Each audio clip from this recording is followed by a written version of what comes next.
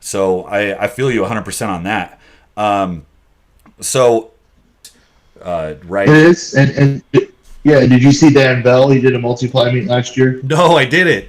Oh, Dan Bell. Yeah, he did a Sorry. I multiply was thinking meet. Dan Green. I did see that he's been Yeah, training in equipment. Yeah, I did see that, yeah, and I'm pretty yeah. excited to see what he does if he plans on sticking with it. What total did he end up putting up? He 26. He did. It was before he broke 26 raw, but his best total was about 25, and he did 26 and some change there. His deadlift went down a little bit because he squatted more, and then I think he benched in a shirt 650, and he squatted 11 something. But I gave him a squat suit because he came here and we had a challenge.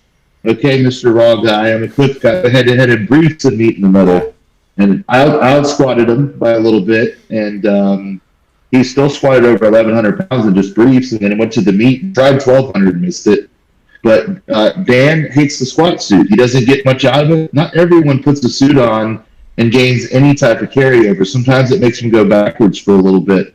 But it's a different lift. You train it differently because it's a totally different sport than raw lifting. But here's the secret: the majority of my training is raw training.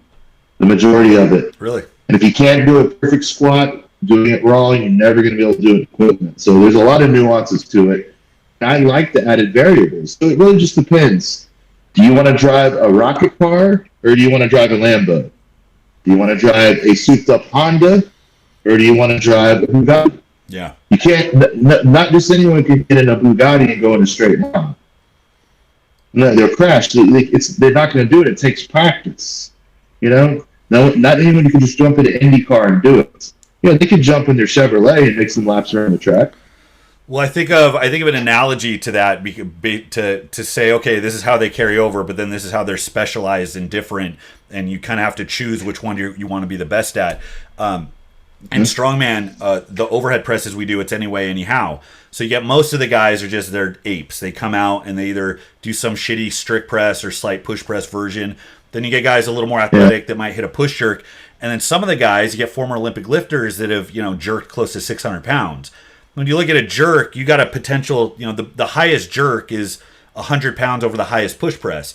That doesn't mean if you right. start jerking tomorrow, you're going to do 100 pounds more. That's a decade Yeah. or more of getting that specific movement auto programmed into your brain so you can execute it Mm-hmm. under these stressful maximal circumstances. And that seems Talking about engrams. exactly 100%. And Yeah, all of the time you yeah. spent, like you say, you do a lot of training raw, but I mean, like how would you explain the learning curve of getting into the gear over time? Um, as far as from when you started to getting competitive, I mean, how long during that training did you have a sense of I'm still kind of learning and figuring out how to move in this stuff? Up until I took the suit off for the last time at 1306. Right. So it's just a constant process, right?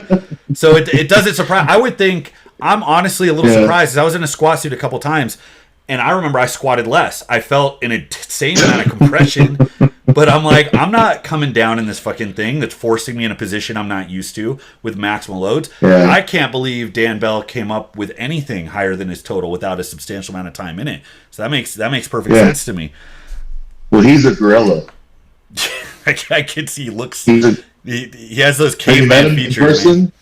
What's that? Have you met him in person? I You haven't. met No, him? I've just seen him on Big. on IG. Yeah.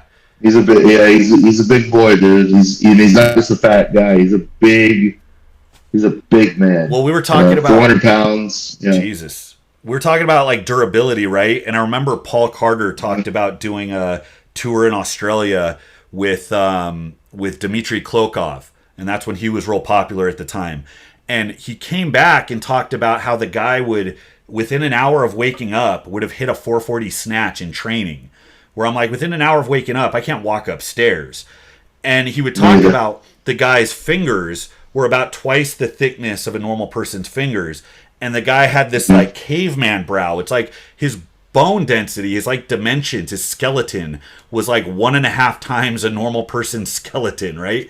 And that insulates you to the demands of all this work. So it just gives you some insight on what being the best means. We can train for a lot of it, which is cool, but there's a lot of it you can't. You either had that in your arsenal or you didn't. So I'm not surprised Yeah, that somebody's and- throwing around so much weight is gifted in that. And then you add in the fact that he's already a big bone guy and he's making his bones even bigger by stimulating growth. And you know, we could use the example of, you know, the whole thing I was beating up earlier about cumulative. You know, cumulative load does matter. Otherwise, older people wouldn't be lifting weights to strengthen their bones. Yeah, Cumulatively, reversing osteoporosis. yeah. The adaptive Bones effect is capitally. cumulative, right? So why wouldn't the wear? So why wouldn't it? Exactly. Isn't everything cumulative?